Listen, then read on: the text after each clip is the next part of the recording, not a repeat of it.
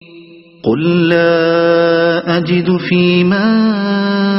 أوحي إلي محرما على طاعم يطعمه إلا أن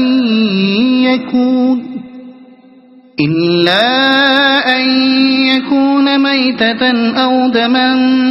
مسفوحا أو لحم خنزير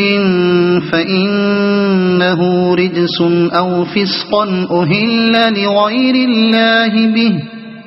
فمن اضطر غير باغ ولا عاد فإن ربك غفور رحيم۔ اے محمد ان سے کہو کہ جو وحی میرے پاس آئی ہے اس میں تو میں کوئی چیز ایسی نہیں پاتا جو کسی کھانے والے پر حرام ہو، الا یہ کہ وہ مردار ہو یا بہایا ہوا خون ہو یا سور کا گوشت ہو کہ وہ ناپاک ہے، یا فسق ہو کہ اللہ کے سوا کسی اور کے نام پر ذبح کیا گیا ہو۔ پھر جو شخص مجبوری کی حالت میں کوئی چیز ان میں سے کھا لے بغیر اس کے کہ وہ نافرمانی کا ارادہ رکھتا ہو اور بغیر اس کے کہ وہ حد ضرورت سے تجاوز کرے، تو یقیناً تمہارا رب درگزر سے کام لینے والا اور رحم فرمانے والا ہے۔ اللہ کے سوا کسی اور کے نام پر ذبح کیا گیا ہو۔ یہ مضمون سورہ بقرہ آیت 173 اور سورہ مائدہ آیت 3 میں گزر چکا ہے،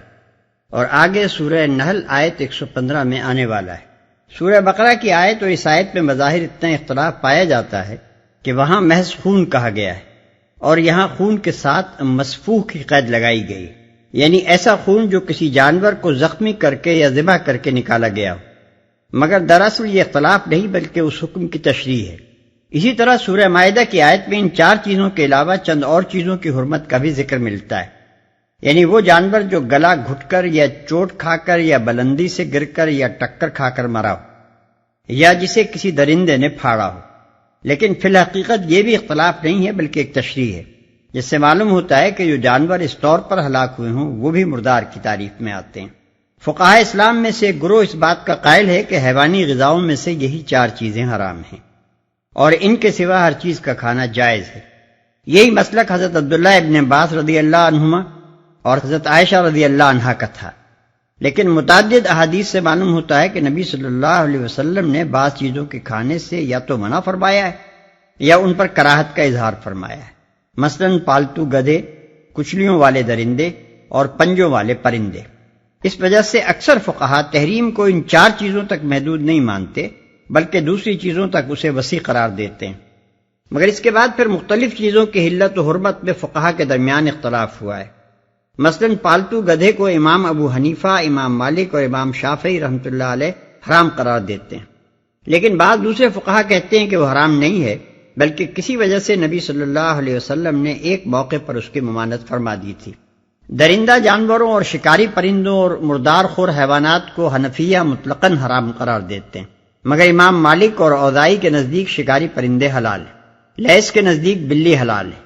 امام شافعی رحمۃ اللہ علیہ کے نزدیک صرف وہ درندے حرام ہیں جو انسان پر حملہ کرتے ہیں جیسے شیر، بھیڑیا یا چیتا وغیرہ۔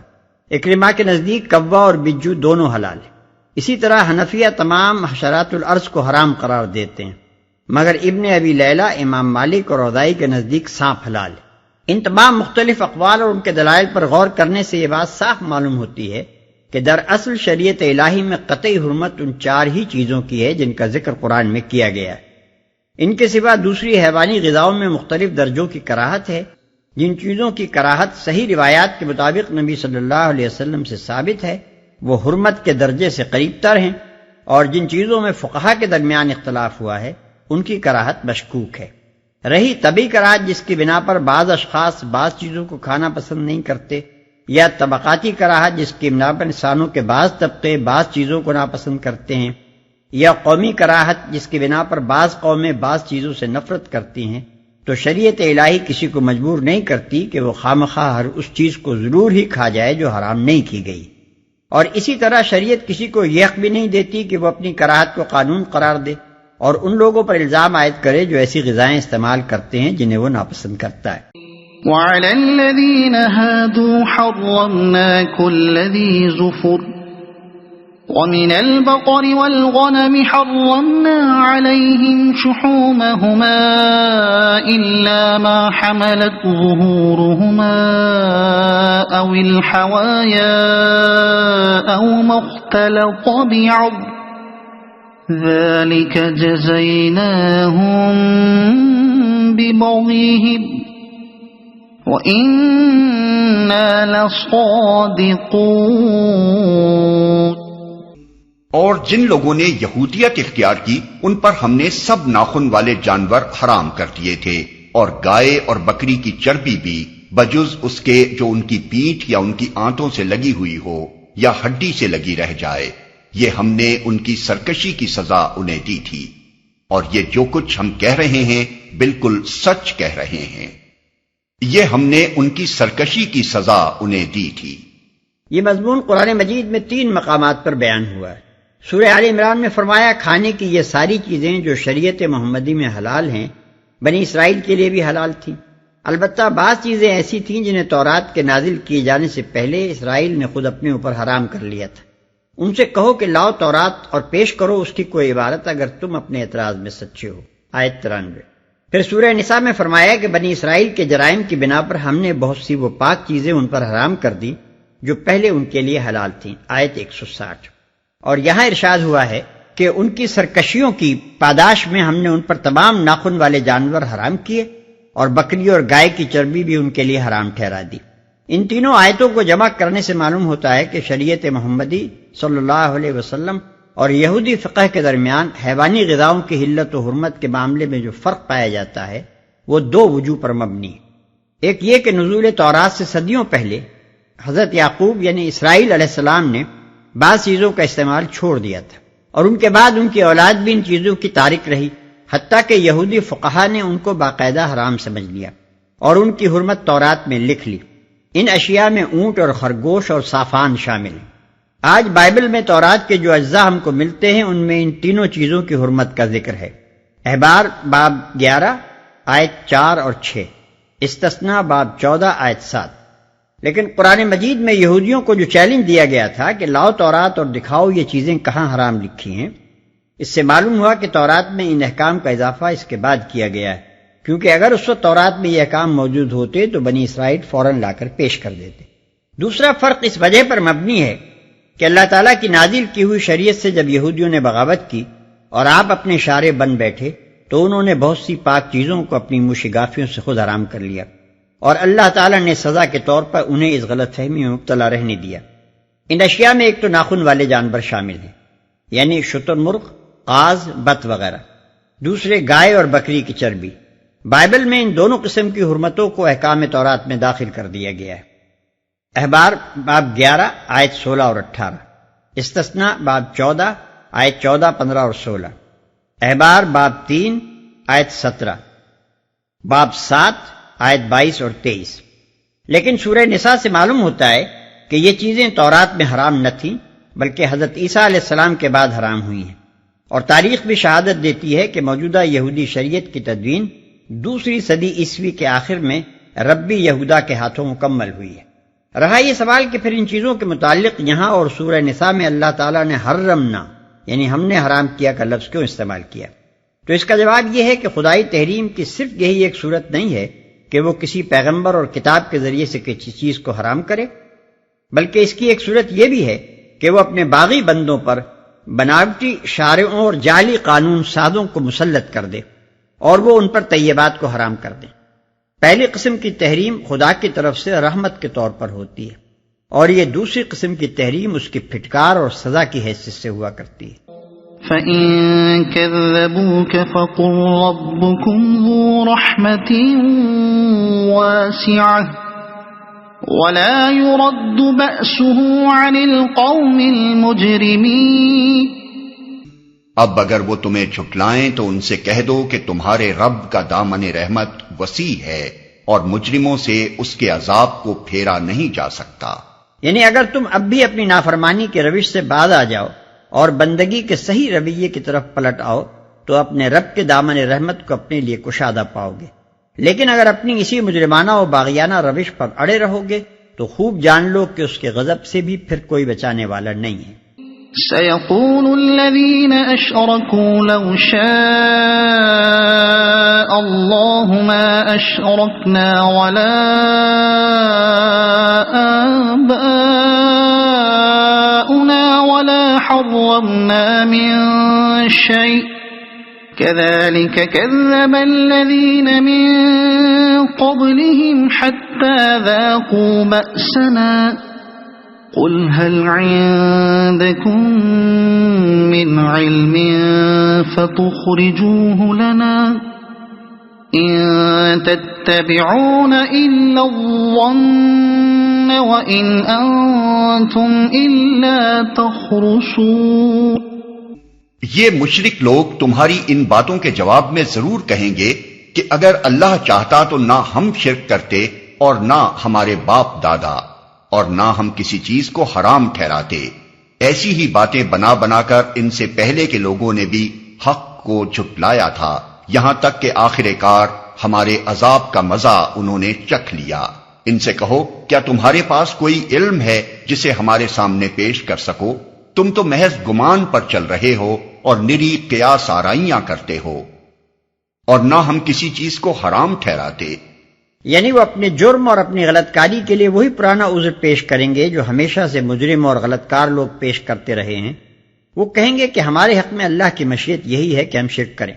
اور جن چیزوں کو ہم نے حرام ٹھہرا رکھا ہے انہیں حرام ٹھہرائیں، ورنہ اگر خدا نہ چاہتا کہ ہم ایسا کریں تو کیوں کر ممکن تھا کہ یہ افعال ہم سے صادر ہوتے.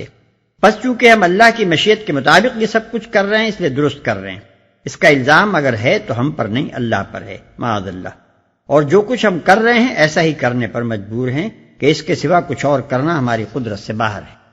قل فللہ الحجۃ البالغۃ فلو شاء لہداکم اجمعین. پھر کہو تمہاری اس حجت کے مقابلے میں حقیقت رس حجت تو اللہ کے پاس ہے، بے شک اگر اللہ چاہتا تو تم سب کو ہدایت دے دیتا. یہ ان کے عذر کا مکمل جواب ہے. اس جواب کو سمجھنے کے لیے اس کا تجزیہ کر کے دیکھنا چاہیے. پہلی بات یہ فرمائی کہ اپنی غلط کاری و گمراہی کے لیے مشیت الہی کو معذرت کے طور پر پیش کرنا اور اسے بہانہ بنا کر صحیح رہنمائی کو قبول کرنے سے انکار کرنا مجرموں کا قدیم شیوہ رہا ہے، اور اس کا انجام یہ ہوا ہے کہ آخر کار وہ تباہ ہوئے اور حق کے خلاف چلنے کا برا نتیجہ انہوں نے دیکھ لیا.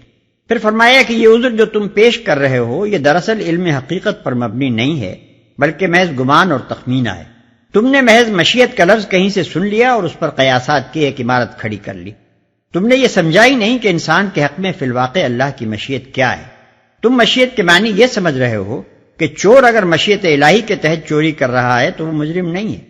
کیونکہ اس نے یہ فعل خدا کی مشیت کے تحت کیا ہے. حالانکہ دراصل انسان کے حق میں خدا کی مشیت یہ ہے کہ وہ شکر اور کفر، ہدایت اور ضلالت، طاعت اور معصیت میں سے جو راہ بھی اپنے لیے منتخب کرے گا خدا وہی راہ اس کے لیے کھول دے گا. اور پھر غلط یا صحیح جو کام بھی انسان کرنا چاہے گا خدا اپنی عالمگیر مصلحتوں کا لحاظ کرتے ہوئے جس حد تک مناسب سمجھے گا اسے اس کام کا اذن اور اس کی توفیق بخش دے گا. لہذا اگر تم نے اور تمہارے باپ دادا نے مشیت الہی کے تحت شرک اور تحریم طیبات کی توفیق پائی تو اس کے یہ معنی ہرگز نہیں ہے کہ تم لوگ اپنے ان اعمال کے ذمہ دار اور جواب دہ نہیں ہو. اپنے غلط انتخاب راہ اور اپنے غلط ارادے اور سعی کے ذمہ دار تو تم خود ہی ہو. آخر میں ایک ہی فقرے کے اندر کانٹے کی بات بھی فرما دی کہ فَلِلَّهِ الْحُجَّةُ الْبَالِغَةُ فَلَوْ شَاءَ لَهَدَاكُمْ أَجْمَعِينَ. یعنی تم اپنی معذرت میں حجت پیش کرتے ہو کہ اگر اللہ چاہتا تو ہم شرک نہ کرتے. اس سے پوری بات ادا نہیں ہوتی. پوری بات کہنا چاہتے ہو تو یوں کہو کہ اگر اللہ چاہتا تو تم سب کو ہدایت دے دیتا. بالفاظ دیگر تم خود اپنے انتخاب سے راہ راست اختیار کرنے پر تیار نہیں ہو بلکہ یہ چاہتے ہو کہ خدا نے جس طرح فرشتوں کو پیدائشی راست رو بنایا ہے اسی طرح تمہیں بھی بنا دے. تو بے شک اگر اللہ کی مشیت انسان کے حق میں یہ ہوتی تو وہ ضرور ایسا کر سکتا تھا، لیکن یہ اس کی مشیت نہیں ہے. لہذا جس گمراہی کو تم نے اپنے لیے پسند کیا ہے اللہ بھی تمہیں اسی میں پڑا رہنے دے گا. قل هلم شهداءكم الذين يشهدون أن الله حرم هذا فإن شهدوا فلا تشهد معهم ولا تتبع أهواء الذين كذبوا بآياتنا والذين لا يؤمنون بالآخرة وهم بربهم يعدلون۔ ان سے کہو کہ لاؤ اپنے وہ گواہ جو اس بات کی شہادت دیں کہ اللہ ہی نے ان چیزوں کو حرام کیا ہے، پھر اگر وہ شہادت دے دیں تو تم ان کے ساتھ شہادت نہ دینا، اور ہرگز ان لوگوں کی خواہشات کے پیچھے نہ چلنا جنہوں نے ہماری آیات کو جھٹلایا ہے اور جو آخرت کے منکر ہیں اور جو دوسروں کو اپنے رب کا ہمسر بناتے ہیں، تو تم ان کے ساتھ شہادت نہ دینا۔ یعنی اگر وہ شہادت کی ذمہ داری کو سمجھتے ہیں اور جانتے ہیں کہ شہادت اسی بات کی دینی چاہیے جس کا آدمی کو علم ہو، تو وہ کبھی یہ شہادت دینے کی جرات نہ کریں گے کہ کھانے پینے پر یہ قیود جو ان کے ہاں رسم کے طور پر رائج ہیں، اور یہ پابندیاں کہ فلاں چیز کو فلاں نہ کھائے اور فلاں چیز کو فلاں کا ہاتھ نہ لگے، یہ سب خدا کی مقرر کردہ ہیں۔ لیکن اگر یہ لوگ شہادت کی ذمہ داری کو محسوس کیے بغیر اتنی ڈھٹائی پر اتر آئیں کہ خدا کا نام لے کر جھوٹی شہادت دینے میں بھی تعامل نہ کریں، تو ان کے اس جھوٹ میں تم ان کے ساتھی نہ بنو، کیونکہ ان سے یہ شہادت اس لیے طلب نہیں کی جا رہی ہے کہ اگر یہ شہادت دے دیں تو تم ان کی بات مان لو گے، بلکہ اس کی غرض صرف یہ ہے کہ ان میں سے جن لوگوں کے اندر کچھ بھی راست بازی موجود ہے، ان سے جب کہا جائے گا کہ کیا واقعی تم سچائی کے ساتھ اس بات کی شہادت دے سکتے ہو کہ یہ ضوابط خدا ہی کے مقرر کیے ہوئے ہیں، تو وہ اپنی رسموں کی حقیقت پر غور کریں گے، اور جب ان کے من جانب اللہ ہونے کا کوئی ثبوت نہ پائیں گے تو ان فضول رسموں کی پابندی سے باز آ جائیں گے۔